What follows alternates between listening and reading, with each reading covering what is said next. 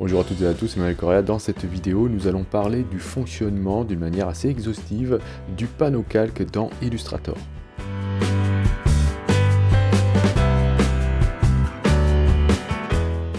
Bien, alors le panneau calque, vous allez le trouver dans le menu Fenêtre, Calque. Le raccourci, c'est F7.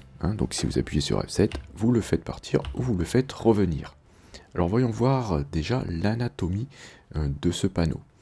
Nous avons ici une icône en forme d'œil qui vous permettra de cacher le contenu du calque. Vous avez ensuite ici un espace qui vous permettra, si vous cliquez, de verrouiller le contenu du calque. Ensuite, vous avez ici une petite vignette qui vous montrera le contenu du calque, le nom du calque. Ensuite, une zone ici qui est cliquable. Nous verrons tout à l'heure à quoi elle sert. Ensuite, nous avons ici une cible, ça sert à cibler le calque. Donc je vous renvoie à cette vidéo dans laquelle je vous explique à quoi sert cette cible. Ensuite, vous avez ici une zone qui vous permettra, si vous cliquez, on le verra quand on aura les objets à l'intérieur, de sélectionner des objets. Tout en haut, ici, nous avons un triangle, ici, qui vous permettra de constater que votre calque est bien sélectionné. Nous avons en haut à droite, ici, un menu hamburger. Si vous cliquez dessus, vous allez, bien sûr, ouvrir le menu que nous détaillerons plus tard. Nous avons en dessous, ici, une indication qui nous indique le nombre de calques que nous avons dans notre document. Ensuite, nous avons d'autres icônes, ici, que nous détaillerons lorsque nous aurons des objets à l'intérieur du calque. Je vais faire deux objets. Je vais faire ici une ellipse. Je vais la faire avec un fond autre que le blanc. Et je vais ensuite faire un rectangle. Très bien. Alors nous voyons qu'ici maintenant, nous avons une petite flèche. Et cette flèche, si vous cliquez dessus, vous allez ouvrir le contenu du calque. On voit qu'ici, on a un rectangle et une ellipse. Au niveau de chaque objet, vous aurez aussi une icône pour afficher ou non cet objet. Vous voyez, vous avez un œil ici. Si vous cliquez au niveau du calque, eh bien vous cachez l'entièreté des objets présents dans ce calque. Il en sera de même pour le verrou. Si vous cliquez dans cette zone-là, vous allez verrouiller, voyez, l'entièreté des objets présents dans le calque. Sinon, vous pourrez le faire individuellement pour chacun des objets. Je détaillerai dans une autre vidéo les possibilités de verrou des calques, car on a des options qui sont très intéressantes. En ce qui concerne la zone que je vous avais indiquée ici, si vous double-cliquez sur cette zone, vous allez ouvrir ce qu'on appelle les options de calque. Dans cette boîte de dialogue, ici, vous allez pouvoir changer le nom du calque. Vous allez pouvoir aussi changer la couleur de celui-ci, depuis une liste qui va s'afficher lorsque vous avez cliqué sur la flèche à ce niveau-là. Ou bien, tout simplement, vous cliquez sur le carré de couleur pour ouvrir le sélecteur de couleurs qui vous permettra de choisir une couleur personnalisée pour votre calque. À quoi sert la couleur du calque? Eh bien, elle est affichée ici. Elle vous servira donc à identifier les différents calques que vous avez dans votre scène. Elle vous permet aussi d'identifier les objets. Vous voyez, si je clique sur ce rond, j'ai une boîte de transformation qui entoure ce rond, qui a la même couleur que le calque. Si je change la couleur de mon calque, si je dis que par exemple il est maintenant vert comme ceci, eh bien, vous allez voir que maintenant, voilà, l'objet ici sélectionné a une boîte de transformation qui est verte. Maintenant, il en sera de même, vous voyez, lorsque je vais survoler les objets, ils ont une boîte de sélection qui a la couleur du calque. Donc ça, c'est très pratique pour identifier l'appartenance des objets à certains calques. Alors, je vais poursuivre avec les options. Nous avons ici la possibilité de créer un calque de type modèle. Si vous cliquez dessus, vous allez voir que vous avez maintenant plus un œil ici, mais un rectangle. Ça vous indique que vous êtes en présence d'un calque de type modèle. Voilà, je vous renvoie aussi à cette vidéo dans laquelle je vous explique à quoi sert ce genre de calque. Ensuite, vous avez la possibilité de verrouiller le calque. C'est comme si vous cliquiez à ce niveau-là, c'est pareil. Vous avez la possibilité de l'afficher ou non, donc ça c'est l'œil. De l'imprimer, c'est-à-dire que s'il est coché, eh bien, ce qu'il y a dans le calque sera imprimé. Si vous le décochez, ce ne sera pas imprimé. Si vous décochez aperçu, vous allez passer en mode contour. C'est exactement la même chose que si vous utilisiez le raccourci CTRL plus Y sur PC ou commande plus Y sur Mac. Voilà. Vous passez en mode aperçu, qui est le mode normal, ou en mode contour. Ce mode vous permet de n'afficher que les tracés de vos objets. Estomper les images A ici c'est une valeur en pourcentage, est liée par défaut au calque de type modèle. Lorsque vous cochez modèle, vous pourrez estomper les images à l'intérieur de votre document en fonction d'un pourcentage, ce qui vous permettra de pouvoir distinguer l'image d'origine de ce que vous êtes en train de dessiner. Mais vous pourrez aussi, si vous avez des images à l'intérieur de votre document, eh bien, décider de les estomper en cochant l'option et en indiquant ici la valeur d'estompage. Je vais vous montrer, si j'importe une image dans mon document maintenant, alors que image est cochée, estompée à 50%, voilà, donc j'ai importé une image dans mon document, dans ce calque, voilà, vous voyez ici, image, eh bien, cette image-là est estompée à 50% parce que je l'ai demandé dans les options ici de calque. Si je décoche l'option, hop, voilà, l'image est à nouveau pas estompée. Très bien, alors vous avez vu qu'on a une vignette pour l'intégralité du calque, on a aussi une vignette pour chaque élément présent dans ce calque, et j'ai la possibilité de modifier l'affichage de tout cela en allant dans le menu du panneau calque et en allant ici choisir options de panneau. Dans les options de panneau, je peux décider d'afficher les calques seuls. Si je fais ça, vous allez voir ce qui va se passer. Je clique sur OK et je ne vois plus ce que ce calque contient. Donc ça, ce sera peut-être utile lorsque vous aurez de très nombreux calques ou lorsque vous aurez parfaitement identifié le contenu de vos calques. Mais ne faites pas ça lorsque vous débutez avec Illustrator parce que sinon vous n'allez pas bien comprendre comment fonctionnent les calques dans Illustrator. Donc je vais remettre ici, voilà, je vais décocher, afficher les calques seuls et on va voir ensuite ce qui se passe en dessous. Vous avez taille de la rangée. Taille de la rangée, c'est en fait l'affichage que vous avez ici. Si vous cochez petite, vous allez avoir ceci. Vous n'aurez plus de vignette et vous aurez le nom des calques et des éléments contenus dans celui-ci affichés en tout petit. Si vous laissez sur moyenne, eh bien, on va se retrouver avec l'affichage que j'avais précédemment, etc., etc. Donc vous allez pouvoir choisir, voilà, si je mets grande, eh bien voilà, hop, j'ai les vignettes qui sont très grosses. Et je pourrais même choisir une valeur ici en pixels pour la taille ici de mes vignettes. Alors, je vais laisser grande pour le tuto. Ensuite, vous avez justement les vignettes ici. Vous pourrez choisir de n'avoir pas les calques. Si je fais ça, vous allez voir ce qui va se passer. On ne va pas voir ici la vignette de mon calque 1. Voilà, mais j'aurai les éléments présents dans celui-ci. Donc si je ferme le calque, eh bien, je ne sais pas trop ce qu'il y a dedans. Mais si je l'ouvre, voilà, je vais voir les vignettes à côté de chaque objet. J'aurai la même chose pour les groupes. Donc ici, je n'ai pas de groupe, mais si je décoche objet, par exemple, je ne verrai plus les vignettes des objets. Mais comme j'ai recoché la vignette au niveau du calque, eh bien, je vois celle-ci. Ok, donc voilà pour les options de panneau. Voyons voir maintenant comment changer le nom du calque. Donc je vous ai montré tout à l'heure, lorsque vous double-cliquez dans cette zone ici, vous ouvrez les options de panneau et là vous pourrez changer le nom de votre calque. Par exemple, je peux l'appeler test. Je peux aussi double-cliquer sur le nom du calque directement dans le panneau calque. Voilà, là je peux saisir un nom, ok, et ce sera la même chose au niveau de chaque objet présent dans le calque. Si je double-clique à droite du nom du calque, je vais ouvrir les options. Je pourrais l'afficher ou le verrouiller, mais aussi changer le nom. Ou alors je double-clique sur le nom de l'élément pour pouvoir le changer. Exactement pareil que pour le calque. Alors je vais vous montrer comment on crée un calque. Si vous souhaitez créer un autre calque, eh bien vous pourrez soit passer par le menu du panneau calque et choisir ici Nouveau calque. Dans ce cas, vous allez ouvrir les options de calque qu'on a vu tout à l'heure. Ok. Je ne vais pas le faire ici, je vais annuler.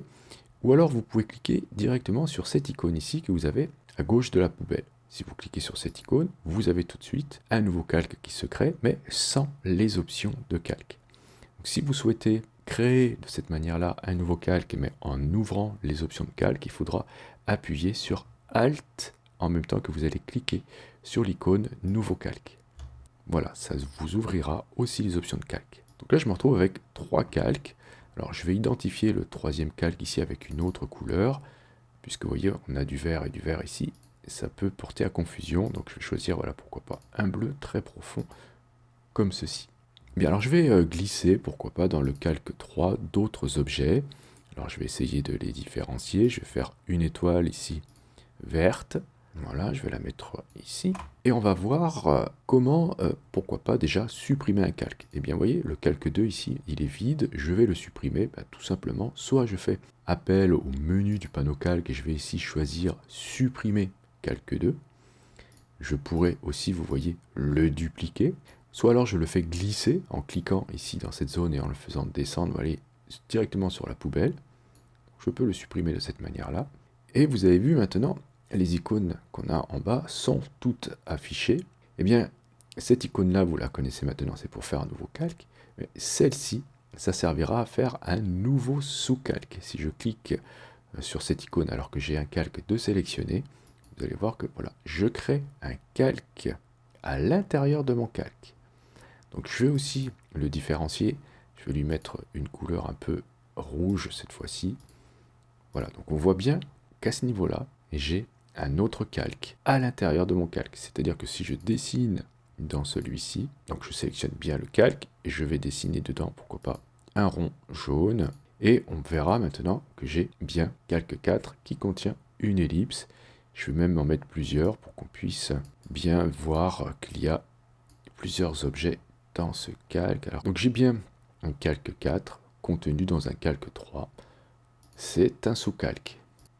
Ensuite, vous avez une option très intéressante ici, qui est de rechercher un objet. Admettons que vous ayez énormément d'objets, c'est souvent le cas dans Illustrator, et que vous souhaitiez chercher dans le panneau calque où se trouve l'objet. Eh bien, si celui-ci est sélectionné dans votre document, par exemple ici mon rectangle bleu, eh bien, si je clique sur la loupe, je vais pouvoir, hop, automatiquement identifier l'élément grâce à cette loupe, puisque ça m'a déplié le calque test 1 et ça me montre où se trouve le rectangle. Alors cette option, je la trouve aussi dans le menu du panneau calque. Vous avez ici rechercher l'objet, c'est exactement la même chose. Alors pour que l'option ici fonctionne, rechercher l'objet, il faut absolument avoir sélectionné un objet dans votre document. Alors pour sélectionner un objet, rappelez-vous, soit vous cliquez dessus dans votre document avec l'outil de sélection, qui est la flèche noire, raccourci V, ok. Et notez que lorsque vous avez un objet qui est sélectionné dans votre document, vous savez aussi qu'il est sélectionné dans le panneau calque, car vous avez ici un rectangle de la couleur du calque qui est affiché. Vous noterez aussi que vous avez aussi des rectangles au niveau du calque. Bon, c'est pas un rectangle, c'est un carré. Si ce carré est petit, eh bien cela signifie que vous avez au moins un élément de sélectionné dans le calque, mais que vous n'avez pas tous les objets présents dans le calque sélectionnés. Alors ça, c'est utile lorsque vous avez le calque qui est replié. Ok, vous avez juste voilà, cette petite indication qui vous dit, voilà, cet objet-là est dans ce calque-là, mais vous n'avez pas tous les objets présents dans ce calque de sélectionner. En revanche, si je clique ici, au niveau du calque, eh bien, je vais sélectionner l'entièreté des objets présents dans ce calque. Et là, vous voyez que le carré maintenant est beaucoup plus gros. Alors il va falloir faire la distinction justement au niveau des sélections entre sélectionner des objets. On sait que les objets sont sélectionnés car il y a un carré qui est affiché ici. Et il ne faudra donc pas confondre la sélection des objets et la sélection des calques. Si je clique dans cette zone-là, vous voyez, c'est surligné en bleu. Et cela signifie que le calque ici, test 1, est sélectionné. Mais ce n'est pas forcément les objets. Regardez, j'ai les objets qui sont sélectionnés ici, mais je sélectionne par exemple le calque 3. Eh bien, le calque 3 est sélectionné, mais ce qu'il contient n'est pas sélectionné. Ce qui est sélectionné, c'est ce qu'il y a dans le calque test 1. Donc ça, ce sera très intéressant de le savoir, notamment si j'ai besoin de déplacer ces objets présents dans test 1 dans le calque 3, eh bien, j'ai sélectionné mes objets, mais j'ai calque 3 qui est sélectionné, et bien ça va me permettre, par exemple, si je fais appel à la commande dans le menu Objet, Disposition, envoyer vers le calque sélectionné, bien regardez mes objets ici, ils vont être déplacés, tac, dans le calque 3. Voilà. Donc maintenant, dans test 1, je n'ai plus rien. Il faudra noter aussi ce petit triangle que vous avez en haut à droite ici, lorsqu'un calque est sélectionné. Regardez, je vais tout désélectionner en cliquant avec la flèche noire à ce niveau-là, ou en utilisant le raccourci majuscule CTRL plus A sur PC ou majuscule commande plus A sur Mac pour désélectionner tous mes objets. Et si je veux désélectionner tous mes calques, je clique dans cette zone grise ici. Vous voyez, j'ai aucun calque de sélectionner, visiblement, mais vous voyez, ce petit triangle-là m'indique que si j'ai quand même un calque qui est sélectionné, c'est bien test 1. Alors ça a son importance lorsque je vais dessiner. Si maintenant je dessine dans mon document, eh bien, tout ce que je vais dessiner maintenant, ça arrivera dans le calque qui est sélectionné, c'est-à-dire ici test 1. Regardez, je fais une ellipse, hop, ça arrive bien dans test 1, puisque j'ai le triangle qui se situe au niveau de test 1. Vous avez vu qu'on peut facilement envoyer donc des objets dans un autre calque avec la commande envoyer dans le calque sélectionné, mais vous pouvez aussi tout simplement sélectionner le niveau ici de l'objet, donc vous cliquez sur le calque de l'objet et vous pouvez le déplacer dans un autre calque, tout simplement en le faisant glisser dans le panneau calque. Vous avez une autre façon de faire aussi, si le calque par exemple est replié, je sélectionne par exemple un objet appartenant à calque 3, c'est facile puisqu'ils sont tous dans le calque 3 maintenant. Alors par exemple ce rond, eh bien je vais pouvoir déplacer le rectangle ici, hop, directement dans l'autre calque en faisant ceci. Vous voyez, je clique sur le carré et je le fais déplacer ici, voilà, dans test 1, et j'ai bien mis cette ellipse là dans le calque maintenant, tout simplement en faisant glisser le carré. Alors au niveau des objets c'est pareil, je peux très bien avoir ici sélectionné les calques de mes éléments ici, mais cela ne va pas me sélectionner les éléments à proprement parler dans ma scène. Alors ça sert à quoi ça? Eh bien ça va vous servir à activer les options que vous avez ici. Je pourrais être bien, par exemple, si je sélectionne cet objet de cette manière-là, en fait je ne l'ai pas vraiment sélectionné, mais j'ai sélectionné son calque, je vais pouvoir dire ici que je supprime, hop, par ici, ce tracé de l'étoile verte, puisque c'est bien celle-ci qui est sélectionnée. Hop, je la supprime. Alors vous verrez que ça ne marche pas avec les raccourcis. Si j'appuie sur la touche supprime ou retour en arrière, eh bien je ne vais pas supprimer mon élément. Pour cela, il faudrait que je le sélectionne vraiment en cliquant ici. Et ensuite, si j'utilise la touche supprime, là je le supprime. Donc c'est deux façons de faire pour supprimer des objets grâce au panneau calque. Alors, petite parenthèse rapide, lorsque vous faites des groupes avec des objets qui ne sont pas dans les mêmes calques, eh bien vous allez déplacer ces objets. Par exemple ici mon rectangle rouge, et si je souhaite l'associer au rond bleu ici, donc je les sélectionne les deux, donc on voit bien qu'ils sont sélectionnés et qu'ils sont dans des calques différents. Et bien si je fais appel à la commande associer, donc CTRL-G sur PC ou commande-G sur Mac, ou alors depuis le menu ici objet associé, eh bien regardez ce qui va se passer dans le panneau calque, les objets vont se déplacer, notamment l'ellipse bleue va se retrouver dans le calque 3, hop, voilà, dans un groupe. Donc créer des groupes, ça permet aussi de déplacer des objets dans des calques. Je vais aussi vous parler de cette option ici qu'on a en bas, annuler ou créer le masque d'écrêtage. Le principe est le suivant, dans un calque ou dans un groupe, eh bien le premier objet vectoriel pourra servir de masque d'écrêtage. Il suffit pour cela de sélectionner le calque, ici calque 1 est sélectionné. Si je clique sur cette icône, eh bien le rectangle rouge ici sera le masque d'écrêtage et les deux formes ici ne pourront pas dépasser de cette forme. Regardez, je clique sur l'icône, hop, voilà. J'ai maintenant un rectangle ici qui est surligné et c'est lui le masque d'écrêtage. Pour annuler le masque, il suffit de resélectionner le calque et cliquer à nouveau sur l'icône. Cela fonctionne aussi au niveau des groupes. Voilà, si je déplace mon rectangle dans le groupe, que je le déplace, si je clique sur le groupe pour sélectionner le groupe et que je clique à nouveau sur cette icône, et bien hop, voilà, le rectangle ici sert de masque d'écrêtage pour le groupe. Bien, alors les autres options que vous allez trouver là-dedans, eh bien c'est par exemple, vous pourrez passer en mode isolation un élément. Alors c'est même pas la peine, voilà, je le sélectionne juste au niveau du calque, je peux le passer en mode isolation, voilà. Pour sortir du mode isolation, vous appuyez sur échappe. Je pourrais décider de masquer les autres calques, par exemple. Voilà. Ça va cacher tous les autres calques. Donc, test 1, ici, c'était un autre calque. Et vous avez ici le calque 4, qu'on avait, donc, qui est un sous-calque, qui est aussi caché. On va pouvoir faire appel, donc, aux commandes que vous avez dans le menu en sélectionnant, voilà, les calques de cette manière-là, sans avoir à sélectionner physiquement les objets. Alors, si j'ai plusieurs objets sélectionnés au niveau de leur calque, donc je vais appuyer sur CTRL pour sélectionner des objets qui ne sont pas contigus, et bien depuis le menu, je vais pouvoir dire par exemple de rassembler ces objets sur un nouveau calque. Si je fais ça, hop, j'ai un nouveau sous-calque qui est créé et qui rassemble les deux objets que j'avais sélectionnés de cette manière-là. Vous voyez, mais sans les sélectionner physiquement. Alors il faudra faire attention, vous ne pourrez pas sélectionner des niveaux de calque comme ça en dehors d'un calque. Par exemple, si je sélectionne l'ellipse ici, qui appartient au calque 3, qui est dans le niveau du calque 3, je ne pourrais pas sélectionner, en ajoutant de la sélection, un sous-élément présent, par exemple, dans calque 5. Voilà, là, ça ne va pas marcher.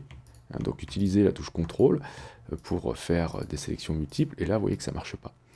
Ça ne marchera que si je suis à l'intérieur du même niveau. Voilà, là, je peux sélectionner ces deux éléments-là, de cette manière-là, car ils sont au même niveau. Alors j'ai noté des petits bugs au niveau des codes couleurs que vous avez ici. Vous voyez dans mon calque 3 ici qui est en bleu foncé, j'ai l'ellipse ici qui appartient au calque 3 puisqu'elle n'est pas dans le sous-calque 4, eh bien elle a une couleur qui est différente du calque 3. Donc ça c'est vraiment pas normal. Il faudrait vraiment qu'elle ait la même couleur. Parce que regardez, si je change la couleur de mon calque 4 par exemple en jaune, eh bien voilà, ce qu'il y a dans ce calque 4, c'est en jaune, mais les autres ici devraient avoir la couleur bleue. Donc regardez, si je supprime ce calque 4, que je replie mon calque 3, que je le rouvre, à nouveau, je me retrouve avec les bonnes couleurs. Donc des fois, vous avez des petits bugs à ce niveau-là, au niveau des codes couleurs.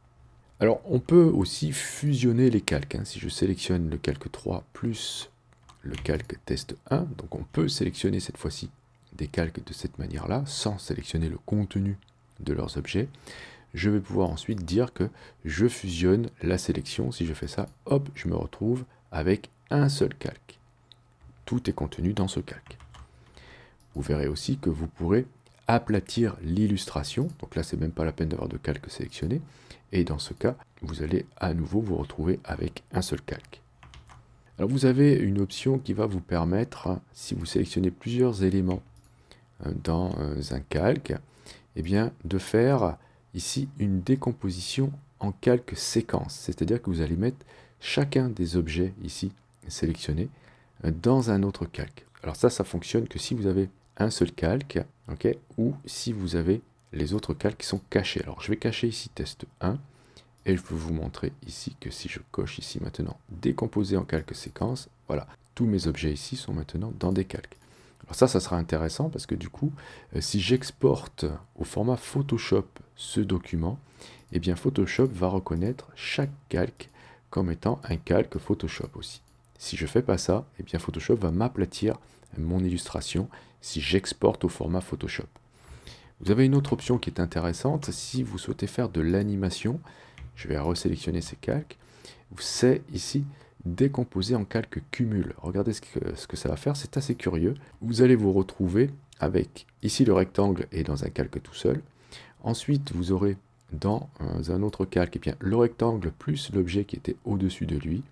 Ensuite, etc., etc. Donc chaque fois, on va retrouver le rectangle et un objet supplémentaire qui était dans la sélection. Ça nous fait un cumul des objets à chaque fois dans les calques. Donc ça, ce sera utile pour ceux qui font de l'animation, notamment pour le web.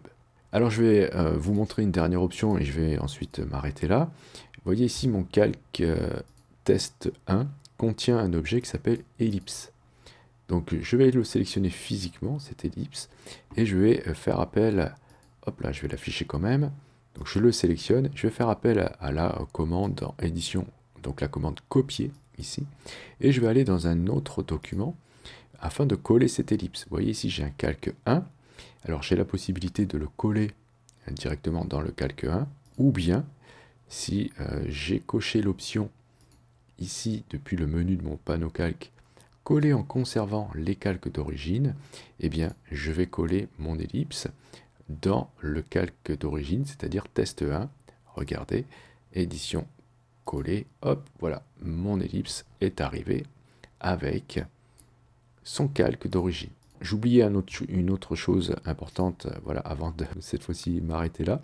Si je sélectionne le niveau d'un calque comme cela, j'ai la possibilité, si je clique ici, ça je ne vous l'avais pas montré tout à l'heure, de faire une collecte de tout ce qu'il y a dans ce calque pour l'exportation. Regardez, je clique dessus, tac, ça m'ouvre le panneau exportation de fichiers. Et j'ai ici un fichier contenant l'entièreté de ce que contenait mon calque. Et je vais pouvoir l'exporter soit en SVG, soit en JPEG, etc., etc. Si en revanche je sélectionne qu'un calque, par exemple l'ellipse ici, et que je clique ici, eh bien je n'exporterai que l'ellipse. Donc voilà en ce qui concerne, et cette fois-ci c'est bon, le panneau calque dans Illustrator. Je vous remercie d'avoir suivi cette vidéo. Si vous avez des questions, n'hésitez pas à le faire dans les commentaires. Si vous souhaitez soutenir cette chaîne, vous pouvez cliquer sur j'aime. Vous pouvez aussi bien sûr partager les vidéos. Vous pouvez aussi cliquer sur le lien Utip présent dans la description de la vidéo. Si vous n'êtes pas encore abonné, vous pouvez cliquer sur abonnez-vous. N'oubliez pas la petite clochette pour être averti des prochains cours ou des prochains tutos. Et justement, on se dit à la prochaine pour un autre cours ou pour un autre tuto.